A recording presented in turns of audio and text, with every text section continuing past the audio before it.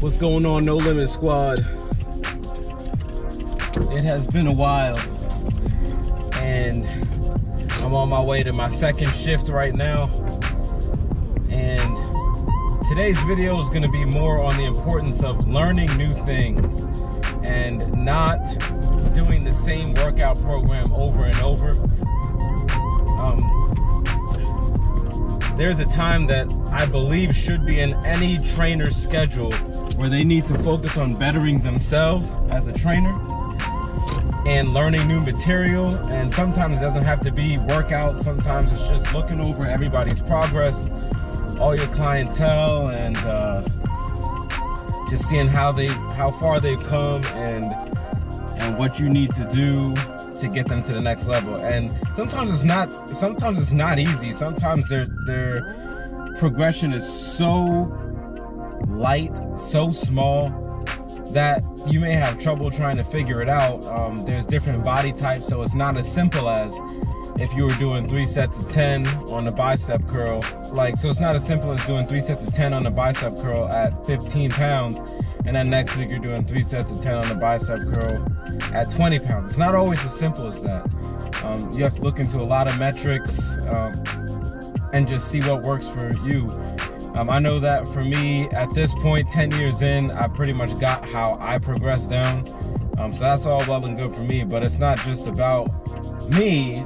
It's about making sure that everybody that is linked up, that's affiliated with your brand, is successful. And it's a lot of fun designing programs, but sometimes it's not the easiest thing to do. Sometimes I can design a program like, oh yeah, here's how they progress, A, B, C, done. Sometimes it's like an hour and a half of programming. It's just like, oh, I can't do this. Oh, I can't do that. Oh, I can't do this. And, it is what it is. I'm not complaining at all. It's just that everybody is different. Everybody is different. So you just have to roll with it. So we're going to talk about progressive overload today, which is a training principle that every person that works out should be employing in some way, shape, or form. Whether you're an athlete, you're a beginner, or you're someone that's been working out for a while and you've stagnated and you need to plateau, you need to employ what's called progressive overload. So progressive overload is where you're constantly in English, for real, and it's just getting better at your workouts. Every session, you should not be doing the same thing. You shouldn't be doing the same weight. You shouldn't be doing the same rest period, and you shouldn't be doing the same amount of sets, or it should be different in some way, shape, or form. So let's take a female client that's in her mid-30s, early 40s, and we're doing the overhead shoulder press, and we've gotten to the point where she's doing 3 sets of 10 at 15 pounds. Now, she's not looking to be a bodybuilder. She's just looking to tone up. Let's just say she's looking to tone up. She's not overweight. She just has flab and she just wants to get rid of it. Not a problem. Very common. What I would do when she gets pretty much plateauing on the shoulder press, 3 sets of 10 at the 15 pounds. Sometimes it's not as cut and dry as doing, okay, time to do 20 pounds. No, sometimes the jump from 15 to 20 is way too much. So the client is like, dude, I can't do this. So what do you do then? So now you start to experiment. One of the techniques that I would use is just to increase the repetitions.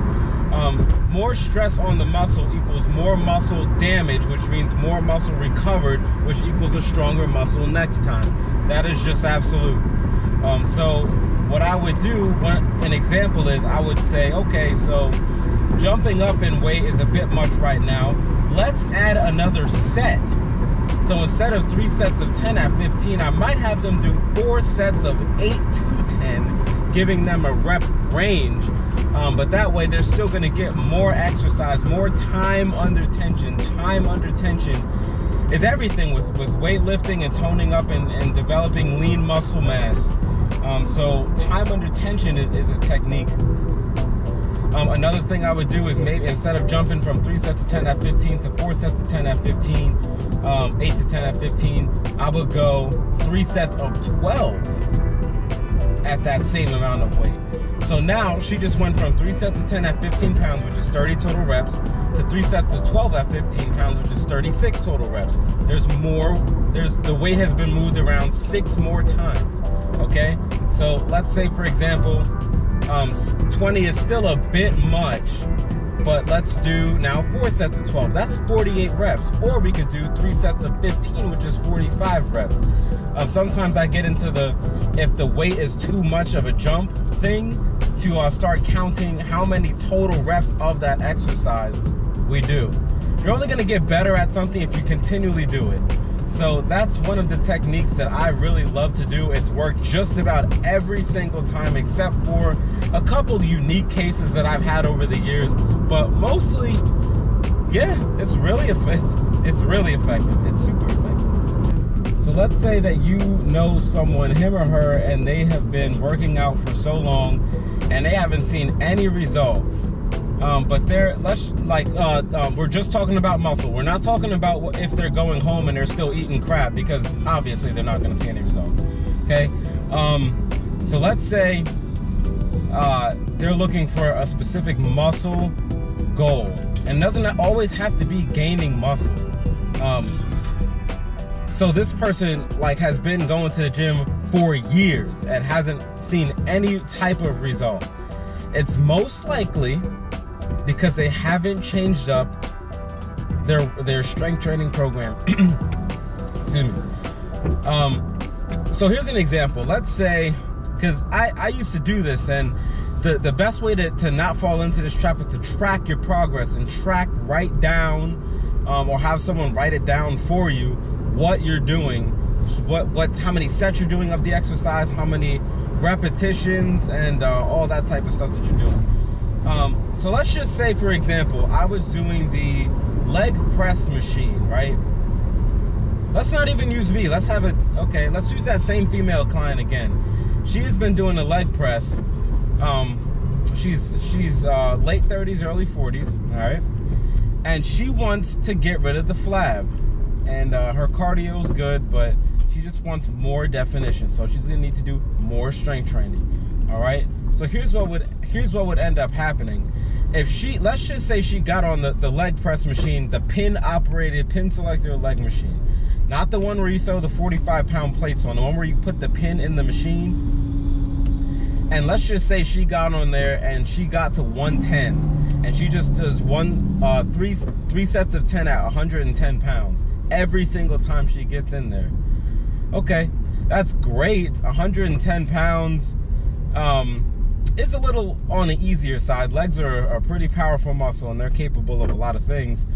But after a while, not only is that just simply not enough work, not enough load in order to get a response from the muscle fibers, your body is also going to get used to it. So each time you do it, it's just going to be more of a maintenance thing. So unless you're cool at that level, you're going to need to simulate a response. You're going to need to create a situation where your body is going to have to match a response. In English, that means he ain't doing enough. All right, so you got to do more. And again, like I just explained, sometimes it doesn't necessarily mean more weight. Sometimes it means more reps. Sometimes it means less rest. Sometimes it means more sets. Sometimes it means a superset. Sometimes it means a drop set. It depends on the situation, and a lot of what I do, I've run into a lot of people, a lot of different situations. So in 3 years, you learn a lot, and you learn best by working with different people with different, not necessarily limitations, but different circumstances.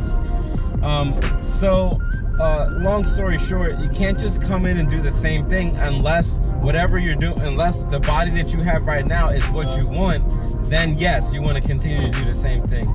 If you're looking to do more, then if you're looking to get more out of your workouts and get more of a physique goal, and you're not getting it, you need to do more. So that's essentially progressive overload in a nutshell. Always pushing the limit. It sounds so cliche and so boring, but yes, you cannot do the same thing all the time. You can't do it. If you are not getting, progressive overload is not just about strength training, by the way. It's about cardio. It's about nutrition. Let's say, for example, you want to really accelerate your weight loss program, right? And let's use nutrition. I want to use a nutrition and a cardio example. It is really bad across this bridge. If anybody that's in Pennsylvania, in the Harrisburg area, I mean, this Route 83 bridge is a joke. Okay, but that's besides the point. So let's say nutrition, right? I have you on a 2,000 calorie weight loss program that's gonna have you lose 1 pound every week. And you're starting to get results. You're doing everything I'm telling you to do, all right? And it's working. But you wanna like accelerate it faster. So if you're on a 2,000 calorie diet program where every day you want to consume 2,000 calories, all right, and you're losing a pound, then if you want to accelerate that, then you would just eat less. So now you would try, and it doesn't have to be like huge gargantuan chunks, guys. Sometimes the best results that you can get are from making small incremental changes over time. That's how I've built my body. There have been times where I hit such a plateau that I can literally just go up 1 rep on each exercise weekly. But over the course of 3 to 4 months, I mean, it's significant, you know? So then, for example, back to the nutrition, it would be 1,900 calories this week, then 1,800 calories this week. Or maybe you want to do it bi-weekly. So it's 2,000 calories for 2 weeks, 1,900 calories for 2 weeks, 1,800 calories for 2 weeks. You know what I mean? That's gonna get you there, but you have to be progressive about it. And then the cardio, this is the last one I'm gonna cover before I get out of here, but I think you guys get the point about progressive overload. So the last one is the cardio. So let's say you got, and I love this one. I love this one. So the cardio is, let's say you're doing 3 cardio sessions a week of 30 minutes. So whether you're out jogging, whether you're doing the stair climber, I love the stair climber. Stair climber is boss. Personally, I'm doing jump rope right now. Say you're doing or jump rope or elliptical, arc trainer, battle ropes, whatever type of cardio it is that you like to do, how are you improving it? You cannot just stay at the same level. You can't do it and expect significant results. These before and after photos that you guys see on Instagram, Facebook, YouTube, all that type of stuff, these guys have 100% utilized progressive overload in some way.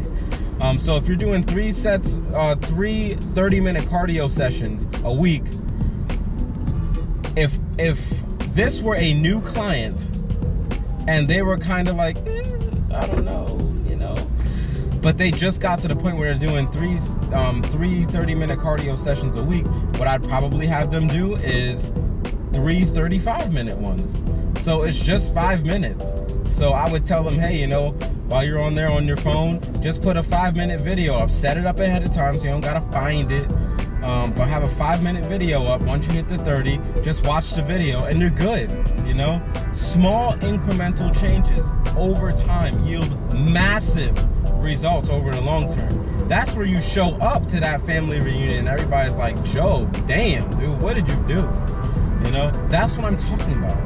All right, so then the next week, 40 minutes. The next week, 45. The next week, 50. You want a challenge? You want a real challenge? Try another day. So now you're four days of cardio. Now you're doing 4 days of 30 minutes, 4 days of 35 minutes, 4 days of 40 minutes. Another way of progressive overload is increasing the speed, increasing decreasing the incline on a treadmill. Those are just simple examples, but you have to do what works for you. Sometimes people have joint issues. Treadmill doesn't work, arc training doesn't work, bicycle doesn't work.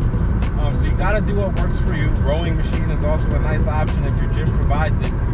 But that's really all I have to say on that. You need to at any period in your training session, in your training, you need to be utilizing progressive overload if you really want to make lasting changes in your fitness life. So that's all I really have to say about that. I'm going to try and merge. Everybody's paying attention to this cop that pulled somebody over, even though they should be paying attention to what's ahead of them, which is why so many people on their freaking phones are dying. That is just a whole different topic. But anyway, thanks for watching. Be sure to like, comment, subscribe. Hit the notification bell if you want more fitness vlogs like this. I will be having videos up as much as possible. Expect at least once a week. And I will see you guys in the next one. Peace.